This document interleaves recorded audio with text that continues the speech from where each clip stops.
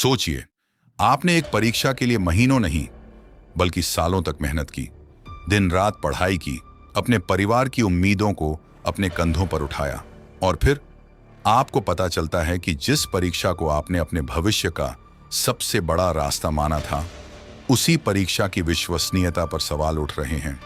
कुछ छात्रों के लिए यह सिर्फ एक परीक्षा नहीं होती, यह उनका सपना होता है। एक डॉक्टर बनने का सपना, एक बेहतर जिंदगी का सपना और अपने परिवार को गर्व महसूस कराने का सपना। लेकिन जब परीक्षा व्यवस्था पर सवाल उठते हैं तो सवाल सिर्फ एक परीक्षा पर नहीं उठता, सवाल उठता है पूरे सिस्टम पर। और शायद यही वजह है कि भारत की शिक्षा व्यवस्था एक बार फिर चर्चा में है, क्योंकि अब शिक्षा मंत्रालय की कमान बदल चुकी है। धर्मेंद्र प्रधान के बाद अब प्रहलाद जोशी को शिक्षा मंत्रालय की जिम्मेदारी मिली है। लेकिन इस बदलाव के पीछे की कहानी सिर्फ एक मंत्री के जाने और दूसरे मंत्री के आने की कहानी नहीं है। इसके पीछे है परीक्षा व्यवस्था पर उठते सवाल, नीट विवाद, छात्रों का गुस्सा, पेपर लीक की घटनाएं और शिक्षा व्यवस्था में भरोसा बहाल करने की सबसे बड़ी चुनौती। तो आखिर कौन है भारत के नए शिक्षा मंत्री प्रहलाद जोशी, और क्या उनके सामने सबसे बड़ी चुनौती भारत की परीक्षा व्यवस्था में छात्रों का भरोसा वापस लाना होगी? आइए पूरी कहानी समझते हैं। नीट भारत की सबसे महत्वपूर्ण मेडिकल प्रवेश परीक्षाओं में से एक है।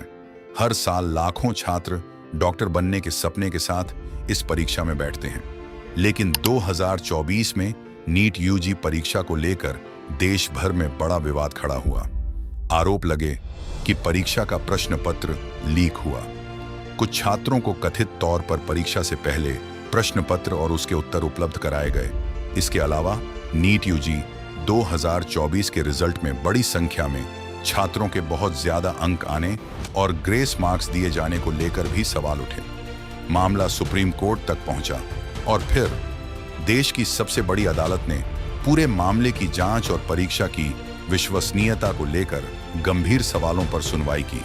सुप्रीम कोर्ट के अगस्त 2024 के फैसले में यह माना गया कि नीट यूजी 2024 के प्रश्न पत्र का लीक होना हजारीबाग और पटना में हुआ था। लेकिन अदालत ने यह भी कहा कि उपलब्ध सामग्री के आधार पर पूरे देश में परीक्षा की अखंडता बड़े पैमाने पर प्रभावित होने का पर्याप्त प्रमाण नहीं मिला। इसलिए पूरे नीट यूजी 2024 को रद्द करके दोबारा परीक्षा कराने का आदेश नहीं दिया गया। यानी एक तरफ पेपर लीक की घटना सामने आई, लेकिन दूसरी तरफ पूरी परीक्षा को रद्द करने के लिए जरूरी व्यापक स्तर का सबूत अदालत को नहीं मिला। नीट विवाद ने एक और बड़ा सवाल खड़ा कर दिया। वह सवाल था, क्या भारत की प्रतियोगी परीक्षाओं की सुरक्षा व्यवस्था पर्याप्त है? क्योंकि नीट सिर्फ एक परीक्षा नहीं है, यह लाखों छात्रों के भविष्य से जुड़ी परीक्षा है। और जब ऐसी परीक्षा में पेपर लीक या गड़बड़ी की खबर आती है तो उसका असर सिर्फ उन छात्रों पर नहीं पड़ता जो परीक्षा में बैठे थे, उसका असर उन छात्रों पर भी पड़ता है जिन्होंने पूरी ईमानदारी से तैयारी की थी। दूसरी तरफ सरकार और जांच एजेंसियों ने मामले की जांच की और यह पूरा विवाद धीरे धीरे भारत की परीक्षा व्यवस्था और नेशनल टेस्टिंग एजेंसी यानी एनटीए की कार्यप्रणाली पर एक बड़ी बहस में बदल गया। अब कहानी पहुंचती है 2026 तक। अगर आपको लगा था कि नीट पेपर लीक का विवाद सिर्फ 2024 की बात थी, तो 2026 में एक और मामला सामने आया। नीट यूजी 2026 परीक्षा 3 मई 2026 को आयोजित की गई थी। इसके बाद कथित तौर पर परीक्षा से जुड़े कुछ दस्तावेजों के अनधिकृत रूप से परीक्षा से पहले प्रसारित होने की शिकायत सामने आई। इसके बाद शिक्षा मंत्रालय की शिकायत के आधार पर सीबीआई ने मामला दर्ज किया। अब आते हैं उस घटना पर जिसने शिक्षा मंत्रालय को एक बार फिर सुर्खियों में ला दिया। धर्मेंद्र प्रधान, जो लंबे समय से केंद्रीय शिक्षा मंत्री के रूप में जिम्मेदारी संभाल रहे थे, उन्होंने 25 जुलाई 2026 को इस्तीफा दे दिया। इसके बाद प्रहलाद जोशी को शिक्षा मंत्रालय की जिम्मेदारी सौंपी गई। प्रधानमंत्री कार्यालय की 25 जुलाई 2026 की आधिकारिक पोर्टफोलियो सूची में प्रहलाद जोशी को शिक्षा मंत्री के रूप में दर्ज किया गया है। लेकिन यहां एक सवाल उठता है, क्या धर्मेंद्र प्रधान का इस्तीफा नीट पेपर लीक विवाद की वजह से हुआ? तथ्य यह है कि धर्मेंद्र प्रधान ने इस्तीफा दिया और इसके बाद प्रहलाद जोशी को शिक्षा मंत्रालय की जिम्मेदारी सौंपी गई। अब सवाल है कि आखिर प्रहलाद जोशी कौन है और उनके सामने इतनी बड़ी जिम्मेदारी क्यों है? प्रहलाद जोशी भारत की राजनीति का कोई नया चेहरा नहीं है। वे भारतीय जनता पार्टी के वरिष्ठ नेताओं में से एक हैं और कर्नाटक की धारवाड़ लोकसभा सीट से सांसद हैं। उनका जन्म 27 नवंबर 1962 को कर्नाटक के विजयपुरा में हुआ था। उन्होंने हुबली के केएस आर्ट्स कॉलेज से पढ़ाई की और कर्नाटक विश्वविद्यालय धारवाड़ से बैचलर ऑफ आर्ट्स यानी बीए की डिग्री हासिल की। साल 2004 में उन्होंने पहली बार लोकसभा चुनाव जीता और धारवाड़ से सांसद बने। इसके बाद वे लगातार लोकसभा के लिए चुने जाते रहे। केंद्र की राजनीति में उनकी भूमिका लगातार बढ़ती गई और वे संसद की कई महत्वपूर्ण समितियों का हिस्सा भी रहे। 2019 में नरेंद्र मोदी सरकार के दूसरे कार्यकाल की शुरुआत में प्रहलाद जोशी को केंद्रीय मंत्रिमंडल में शामिल किया गया।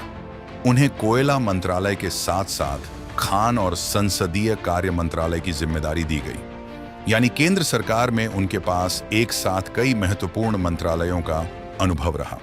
जून 2024 के बाद उन्हें उपभोक्ता मामले, खाद्य एवं सार्वजनिक वितरण और नवीन एवं नवीकरणीय ऊर्जा जैसे महत्वपूर्ण मंत्रालयों की जिम्मेदारी मिली। और अब 25 जुलाई 2026 को धर्मेंद्र प्रधान के इस्तीफे के बाद प्रहलाद जोशी को केंद्रीय शिक्षा मंत्रालय की जिम्मेदारी सौंपी गई। 26 जुलाई 2026 को उन्होंने औपचारिक रूप से शिक्षा मंत्री के रूप में कार्यभार संभाल लिया। यानी अब उनके पास भारत की शिक्षा व्यवस्था की जिम्मेदारी है। लेकिन यहां सबसे बड़ा सवाल यह है कि जिस नेता के पास कोयला, खान, संसदीय कार्य, खाद्य एवं सार्वजनिक वितरण और नवीकरणीय ऊर्जा जैसे मंत्रालयों को संभालने का अनुभव है, वे शिक्षा मंत्रालय को किस तरह चलाएंगे? क्योंकि शिक्षा मंत्रालय की जिम्मेदारी काफी बड़ी है। देश के करोड़ों छात्र, स्कूल, कॉलेज, विश्वविद्यालय और प्रतियोगी परीक्षाएं इसी व्यवस्था से जुड़ी हैं। और ऐसे समय में जब नीट जैसी परीक्षाओं को लेकर छात्रों के बीच भरोसे का सवाल उठा है, प्रहलाद जोशी के सामने सबसे बड़ी चुनौती सिर्फ मंत्रालय चलाने की नहीं, बल्कि छात्रों का भरोसा मजबूत करने की भी होगी। आखिर सोचिए, एक छात्र सालों तक मेहनत करता है, अपने परिवार की उम्मीदों के साथ परीक्षा देने जाता है, लेकिन अगर उसे लगे कि उसकी मेहनत से ज्यादा किसी पेपर लीक या सिस्टम की गड़बड़ी का असर उसके भविष्य पर पड़ सकता है, तो उसका भरोसा कैसे कायम रहेगा? यही वजह है कि नए शिक्षा मंत्री के सामने सबसे बड़ी चुनौतियों में से एक परीक्षा व्यवस्था को सुरक्षित और पारदर्शी बनाना होगी। अब देखना होगा कि नए शिक्षा मंत्री इस भरोसे को वापस लाने के लिए क्या कदम उठाते हैं। क्या परीक्षा व्यवस्था में सिर्फ चेहरे बदलेंगे या सिस्टम भी बदलेगा? क्या एनटीए की व्यवस्था और मजबूत होगी? क्या पेपर लीक जैसी घटनाओं पर रोक लगेगी? क्या सरकारी स्कूलों की स्थिति सुधरेगी? और क्या नई शिक्षा नीति का लाभ देश के आखिरी गांव तक पहुंचेगा? इन सवालों के जवाब आने वाले समय में मिलेंगे। अब देश की नजर नए शिक्षा मंत्री प्रहलाद जोशी पर है, क्योंकि आखिर में देश का भविष्य सिर्फ संसद में बनने वाले कानूनों से तय नहीं होता। देश का भविष्य उन स्कूलों और कॉलेजों में बनता है जहां भारत की अगली पीढ़ी तैयार हो रही है।